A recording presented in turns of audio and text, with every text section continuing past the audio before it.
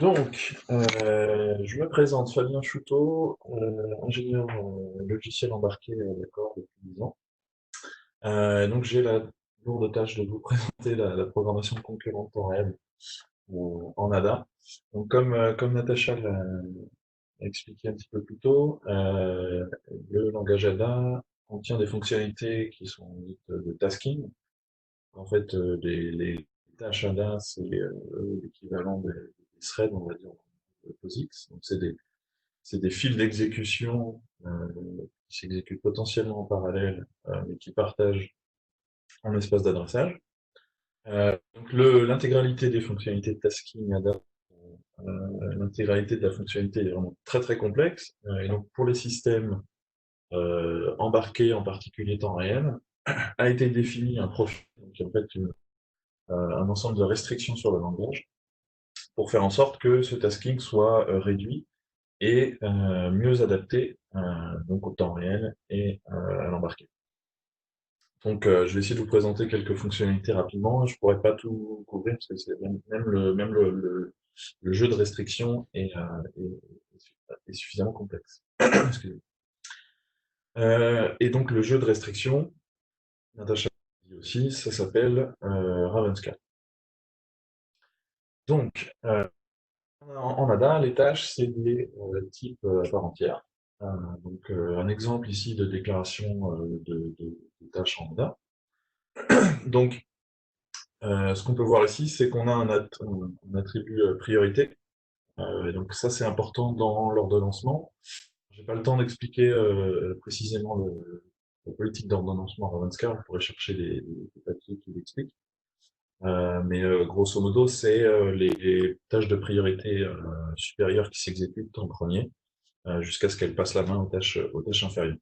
Donc une fois qu'on a défini un type de tâche, on peut les instancier. On peut en instancier plusieurs du même type, ou de types différents. Une des restrictions de Ravenscar, c'est que toutes les tâches doivent être connues au moment de la compilation. On appelle le library level. Donc, il n'est pas possible de créer une tâche pendant l'exécution du programme avec la tâche qui peut être connue à la compilation. Alors ensuite, un petit exemple. Donc là, ce qu'on a vu juste avant, c'est le type de la tâche, sa spécification. On peut regarder maintenant l'implémentation. Donc ça ressemble à un sous-programme. On a une zone pour déclarer des variables et puis ensuite des statements qu'on va exécuter. Donc là, ici, j'ai mis un exemple très classique pour créer une tâche qui boucle une tâche périodique. Donc il y a aussi dans Ravenscar les fonctionnalités qui permettent d'avoir une clock et de faire des delay until, c'est-à-dire mettre en pause la tâche jusqu'à une date dans le futur. Donc là, c'est un exemple de tâche périodique qu'on peut faire en ADA. Alors, autre aspect très important du tasking ADA et Ravenscar, c'est les objets protégés. Donc, les objets protégés, c'est un concept un petit peu particulier qui regroupe, on va dire, mutex, sémaphore et contrôleur d'interruption. Protégé, ça se spécifie de cette manière. Donc, je définis un objet protégé. J'y associe des sous-programmes qui peuvent être procédures ou fonctions, et il y en a un autre type qu'on va voir juste après, et également en partie privée des données. Alors il y a aussi une priorité sur l'objet protégé. Ça permet, via des mécanismes d'héritage de priorité, d'assurer que une seule tâche à la fois peut exécuter une procédure protégée. Donc, on a de l'exclusion mutuelle dans ce cas-là. Dans ce contexte, utiliser un objet protégé, ça peut ressembler à ce qu'on pourrait faire avec des mutex pour protéger une section critique. Par exemple, si on veut manipuler une donnée type liste chaînée, etc., éviter les race conditions. On a par contre la possibilité, quand on a une fonction protégée, théoriquement, la fonction protégée peut être appelée par différentes tâches en même temps, mais elle a la restriction de ne pas avoir le droit de modifier l'objet protégé. Alors en pratique, dans l'implémentation bare metal de GNAT, les fonctions et les procédures sont toutes les deux en exclusion mutuelle. Donc ça, c'est un premier aspect de l'objet protégé, le virtuel. Et il y en a un autre qui ressemble plus au sémaphore, c'est l'utilisation des entries. Donc c'est le troisième type de sous-programme qu'on peut mettre dans un objet protégé Ravenscar. Donc ici, vous voyez, j'ai un objet protégé, j'ai une entry, on va voir ce que c'est un peu plus tard, et j'ai un booléen dans la partie privée.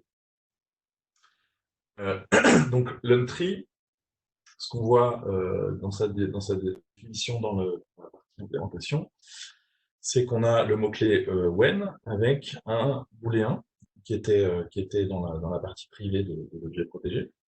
Et en fait, le principe ici, c'est qu'une tâche qui appelle une entrée va être suspendue tant que le booléen est faux.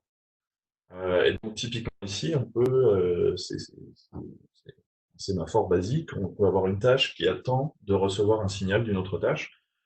Donc, une tâche s'appelle wait for signal, elle est bloquée tant que le signal est faux. Une autre tâche va appeler send signal et donc va libérer la première tâche.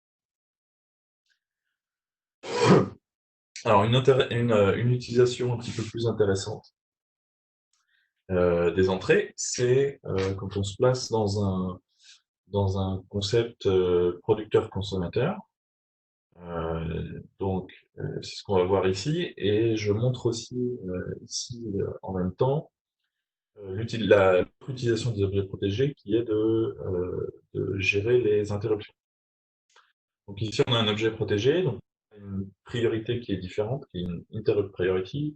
Les priorités au niveau interruption sont au-dessus des priorités classiques, on peut spécifier ici. On a une entrée, on voit que cette entrée a un paramètre out, c'est-à-dire qu'on va sortir une donnée de cette entrée.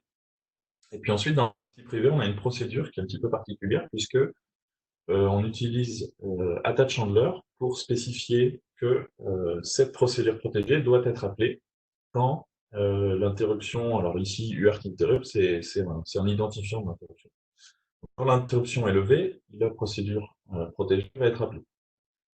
Et ensuite, bon, j'ai deux données dans mon objet protégé, un caractère et un booléen qui va nous signaler quand on a reçu un caractère.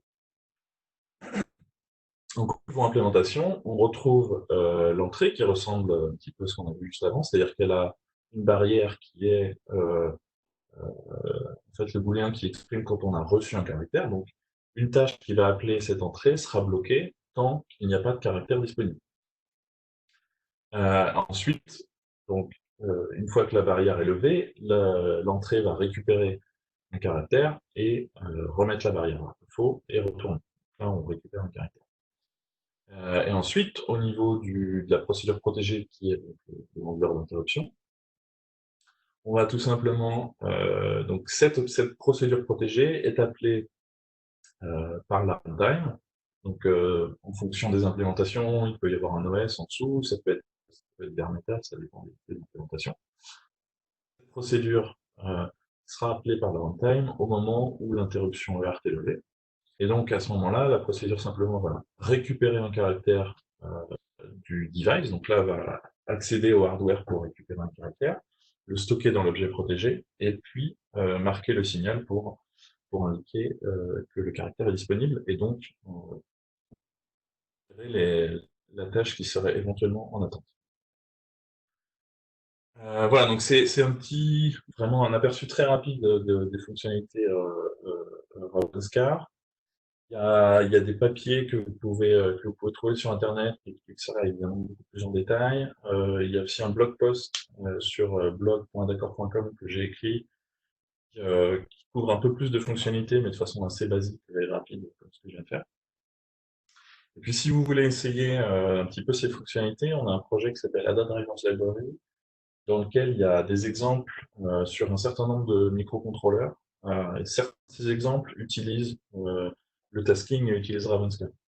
Je vous invite à aller voir, il y a les instructions pour utiliser chaque carte et chaque exemple. Et puis, si vous voulez continuer à creuser un petit peu le sujet, donc je vous montre quelques projets qui utilisent qui utilisent Ravenscar aussi. Ils sont sur GitHub, vous pouvez voir les sources. Donc Creatifly, j'ai un collègue, Anthony, qui a réécrit, donc à l'origine, ce drone est fourni avec un contrôleur écrit en C. Anthony a réécrit l'intégralité du contrôleur de vol en ABA avec des parties qui ont été prouvées en Spark. Et donc le contrôleur d'origine en C utilisait FreeRTOS pour les threads, et donc Anthony a utilisé Ravenscar pour son. Donc là, c'est un petit contrôleur à commande numérique que j'ai implémenté, et vous pouvez aller voir sur le blog, j'utilise les objets protégés pour faire un schéma producteur-consommateur, avec des buffers protégés. Donc il y a une tâche qui fournit des données et une autre qui va les traiter. Et puis le dernier, c'est le blog de l'université espagnole qui a fait utilise la persistance rétinienne. Donc là aussi, c'est très temps réel. Il faut réagir pour allumer les LED au bon moment pour pouvoir afficher un texte au fur et à mesure que le pendule se déplace. Voilà, donc j'ai terminé ma présentation. Je vais te repasser la main, Jean. Juste pour vous dire que je vais faire un petit sondage sur le WebEx. Si vous voulez répondre à nos questions, répondre au sondage pendant qu'on fait les dernières questions. Et puis, sinon, vous pouvez nous retrouver, je pense, tous sur Twitter, sur Reddit, il y a des communautés ADA sur Telegram, sur IRC, sur Gitter, etc., etc.